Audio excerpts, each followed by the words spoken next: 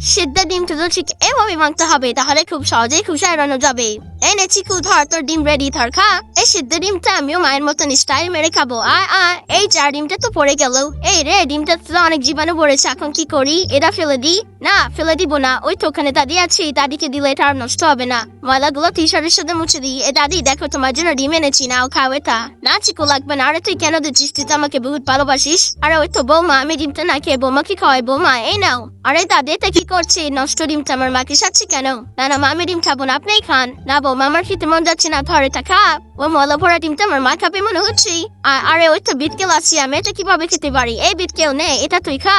তার আগে তুমি যদি ইন্ডিয়ান হও তাহলে লাইক করো, আর যদি বাংলাদেশি হও তাহলে লাইক সাবস্ক্রাইব দুটাই করো। আর তুমি যে দেশ থেকে দেখছো সেই দেশের নামটি কমেন্টে লিখে যাও। এই রে, এবার তুই ময়লা ডিম তোমার ভাইকে দিচ্ছি, যে বাড়ি ডিম খেতে দেওয়া যাবে না। এই চিকু, এই ডিম কেটে নিলে কেন? তোর ভাইকে দিব, দে তাড়াতাড়ি দে বলছি। না মা, এই ডিম আমি খাবো, এই ডিম আমি কাউকে দিব না।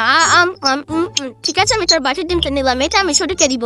এনে বিটকেল, তুই এটা খা। যাক, ময়লা ডিমটা আমি খেয়ে নিয়েছি, ভাইয়ের এবার কিছুই হবে না।